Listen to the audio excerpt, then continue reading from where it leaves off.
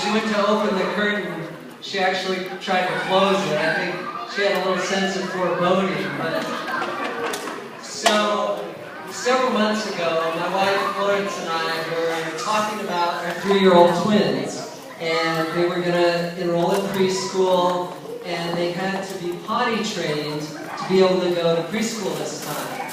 And Florence said, you know, I'm a little worried because they're not potty trained, and if we pay this deposit, you know, and they're not potty trained by the fall, we might lose our money. And it's kind of a gamble. What do you think we should do? And I said, yeah, it's a real crapshoot.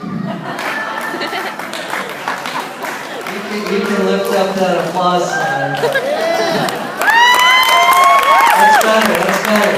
You know, my friends know that I have a bit of a potty mouth. So, the one thing I've learned from doing stand-up is that I get my best laughs when I tell people that I do stand-up. See? Nobody believes me. You know, I was telling some friends at work, I got this comedy routine I'm going to do, and this lady, she punched me in the arm and she said, "Shut up! I don't believe it. I would have never guessed you do comedy." Ouch. But it's not just my coworkers, it's my family too, you know. Yeah, you know. So the first time I did stand-up, my daughter was about 10 at the time. And she got this real worried look on her face, and she said, "Dad, are you sure that's a good idea? Because you're only funny by accident." And it's not just Jessica. Florence, you know, one time I told her I was going to do a stand-up routine for a work fundraiser, and I was a little nervous, and she said, "Oh, there's nothing to be concerned about, because scientists just aren't that funny. So you don't have to be very funny to stand out. In fact, it's the perfect situation for you, honey." Yeah, she's a bit of a comedian too. But she's probably right. You know, one time she took me to an office party, and I was talking to this lady, and I was telling her, you know, I happened to mention that I was a math major.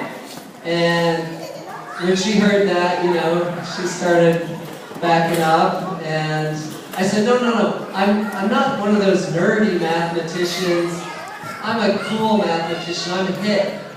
I do regression analysis. That's not even my joke.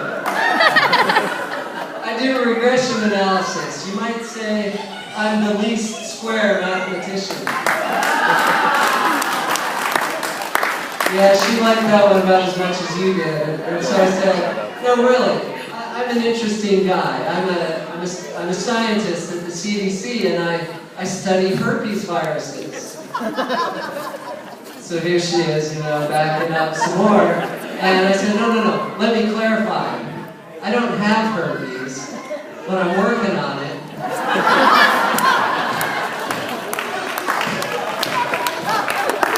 So Florence doesn't take me to parties anymore. Now, a number of years ago, I worked with Elder Richard G. Scott, the Apostle, and I taught in Portuguese. And so he was preparing his talk, and he prepared it all in Portuguese, and it started out with a joke. How do you wake up every morning with a smile on your face? Do you know that one? You go to sleep with a hanger in your mouth. Yeah, that was his joke. And he turned to me and said, "What do you think?" And I said, "Don't quit your day job." No, I didn't really say that. But, you know, there's, you know, Mormons, you got another funny Mormon, Mitt Romney. Anyone know Mitt Romney? So, yeah, let's give him a hand, come on. So, he's a real jokester. He tells this joke, what's worse than finding out that you only have $1 million in the bank? You know? Finding out that it's an American bank. Hey, come on. Just because you all voted for him doesn't mean you can laugh at him.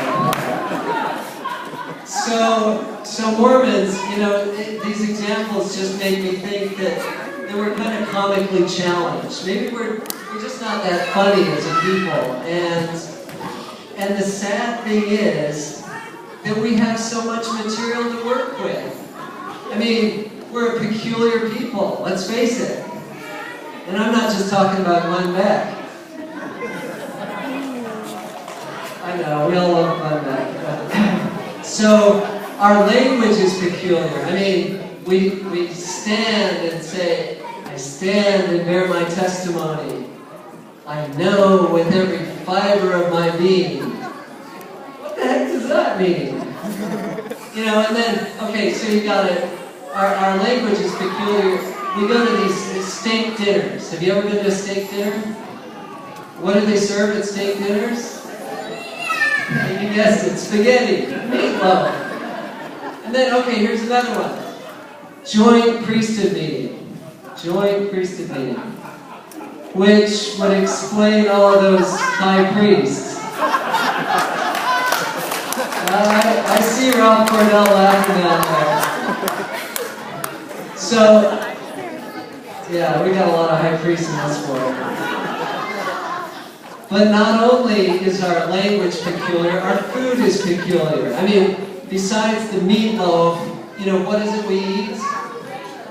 Green Jell-O with shredded carrots in it. And we've got the funeral potatoes and the mac and cheese and ice cream. I mean, you know that Utah has the highest per capita consumption of ice cream of any state. Yep. So, when we stand up and say, I know with every fiber of my being. It's a lot of fibers. I'm sorry, but with our diets, there's just not that much fiber in our beans. All right, thanks a lot. You did a great job.